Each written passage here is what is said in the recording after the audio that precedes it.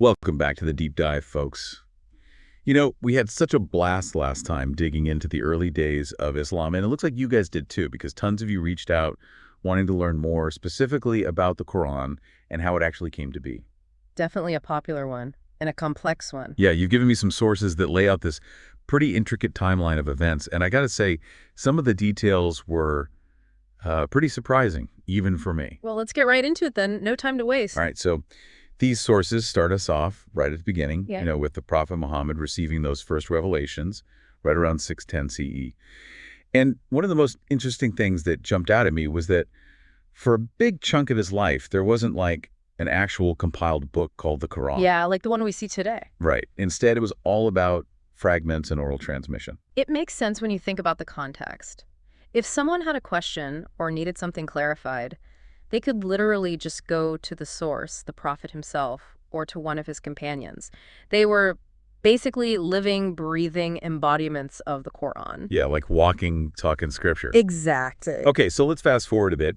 We hit 628 CE, and this is a big one because it's when the prophet is said to have been poisoned, an event that basically shut down his active career. And this is where the story gets really interesting. Right. So we have these accounts in the hadiths, those collections of sayings and traditions, where it said that the prophet asked for, get this, pen and paper during his final illness. To write down more revelations. Yeah, you'd think so, right. Yeah. But hold on, because some companions allegedly refused his request. They thought the revelations they already had were enough. It's a detail that's caused a ton of debate. You see, official Islamic scholarship insists that the revelations kept coming until the prophet's death in 632 CE, a full 4 years later. But if they were already pushing back on recording new stuff in 628, doesn't that throw a wrench into that whole timeline?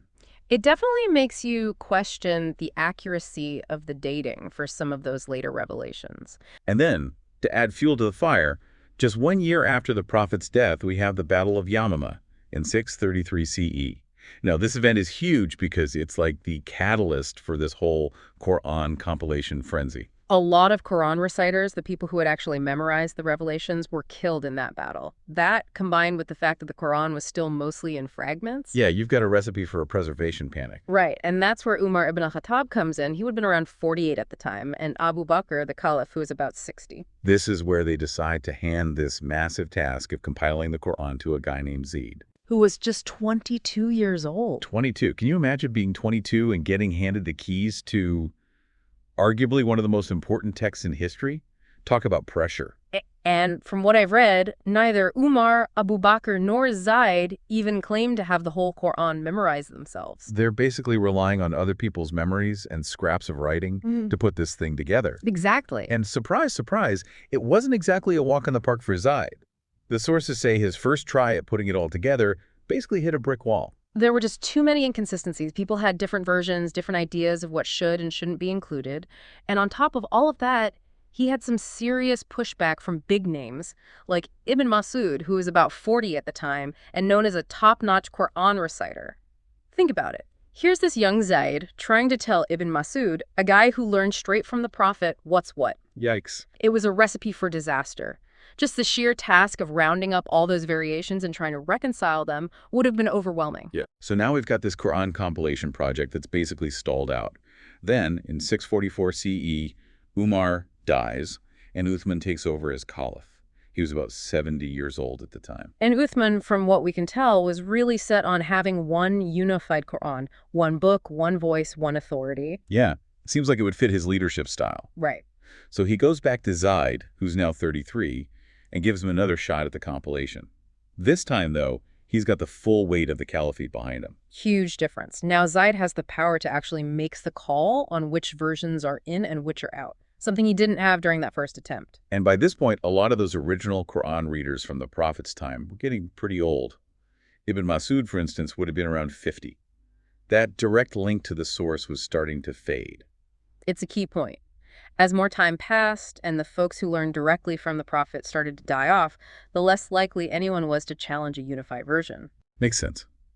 So Zayd cranks away and manages to finish his version within the next 5 years.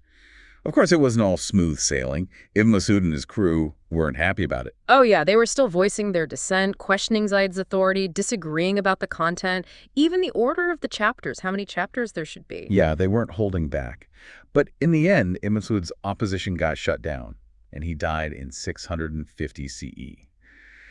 This was a pivotal moment because he was seen as the last real authority who'd learned the Quran straight from the Prophet. Yeah, when he died, that direct connection to the Prophet's actual teachings was basically severed. It's like we're entering a whole new phase in the story of the Quran at this point. And then things go from tense to straight up dramatic because in 651 CE, Uthman orders that all the other versions of the Quran be burned. Poof, gone, just to make sure his was the only one left standing. Drastic move for sure. It really was. And, according to official Islamic scholarship, that's the Quran we have today. That's what's claimed anyway. But the thing is, even with the burning, there are reports that some people held on to other versions in secret. They believed theirs were the authentic ones. So even after all that, there's still this underground movement of different Quran versions floating around. Talk about a plot twist. It makes you wonder what happened to those secret versions. And that's not even the craziest part. We haven't even gotten to Uthman's downfall yet. His story takes a pretty dark turn. That's for next time, though. So Uthman, he went to pretty extreme lengths to make sure his version of the Quran was the only one. But it didn't exactly end well for him, did it?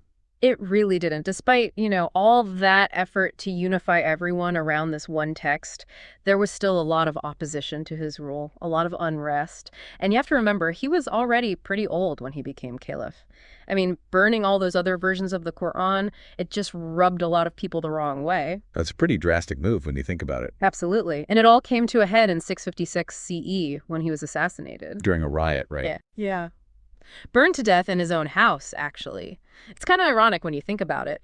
Here's a guy who goes through all this to create this one true Quran, trying to cement his place in history, and he ends up being killed by the very people he's trying to unify. And hated by a lot of them, too. It definitely adds another layer to this whole story, doesn't it? It just goes to show that this whole process of unifying the Quran wasn't some peaceful, universally accepted thing. There were power struggles, resistance, and even violence involved. It makes you think about those other Quran versions that people were supposedly hiding even after Uthman's big burning event. What happened to all of those? That's a great question, and it leads to a really interesting point. You see, even though Uthman tried to put an end to all the different versions, that wasn't really the end of the story. About 40 years after he was killed, in the 690s, there was actually a second wave of what you might call canonization efforts. Wait, so 40 years later, they were still trying to get everyone on the same page? Exactly. People are going house to house, mosque to mosque, looking for any copies that didn't match up with Uthman's version. It was like this ongoing battle to make sure everyone was reading from the same script. It makes you wonder why they were so obsessed with getting rid of every single variation. Well, that's one of the things that makes this whole history so fascinating, isn't it?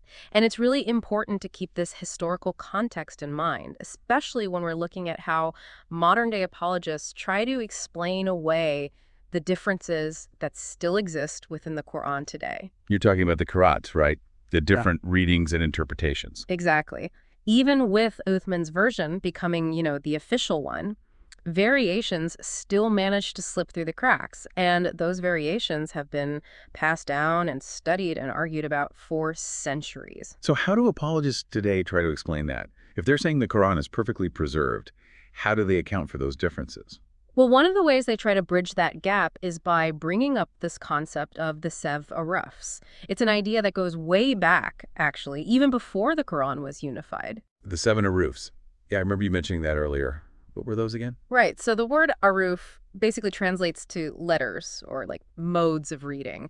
And the idea is that the Quran was originally revealed in 7 different forms, kind of like having, the different translations of the same book, each one capturing the nuances of a different language. So are they saying that these different qira'at we have today are like leftovers from those original 7 arufs? Some of them argue that, yeah. They say those variations were there on purpose from the very beginning. But there are a few problems with that argument. First off, this whole concept of the 7 arufs, it came about before there was even one unified Quran. So they're trying to use an explanation from before the unification to explain the differences that popped up afterward. Yeah, it's kind of like trying to use an old map to navigate a city that's changed a lot over time. The landscape is different now. Trying to force that old explanation onto the situation we have today just doesn't make sense. The Qur'an we're talking about now, they came about over hundreds of years of people copying the text, interpreting it in different ways, and yeah, even making mistakes along the way.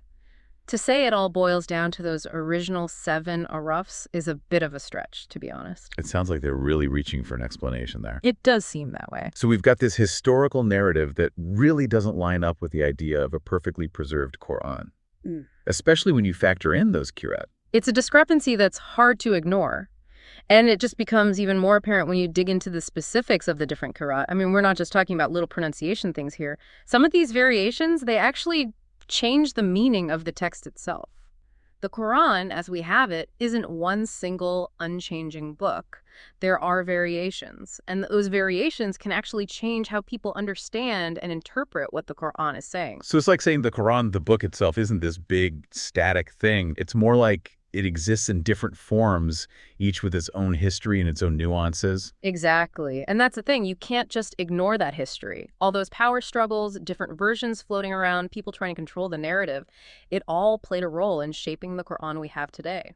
It seems like if you were going to acknowledge that history, you'd have to really rethink some pretty big ideas about the Quran, some pretty fundamental beliefs. You definitely would. It would challenge a lot of assumptions for sure. But that's what we do here on the Deep Dive, right? Sometimes the most uncomfortable truth can lead to the most interesting discoveries. Well said. So how do we even begin to understand the Quran today knowing all this, knowing that human hands were all over it? Well, it means we can't just read it at face value, right? We have to be willing to look deeper. Instead of seeing it as this fixed, eternally perfect document dropped from the sky, it becomes more about understanding the people, the context, the evolution of the text itself. It's like more of a living thing. Exactly. And that makes it way more interesting, don't you think? For sure. We uncover those hidden layers, those uncomfortable truths, and hopefully come away with a better understanding of the world and ourselves. Well, I know I did. This whole journey through the Quran's history, it's been eye-opening. It's made me rethink a lot of things, and I think that's a good thing. It is. Challenging our own perspectives, that's how we grow.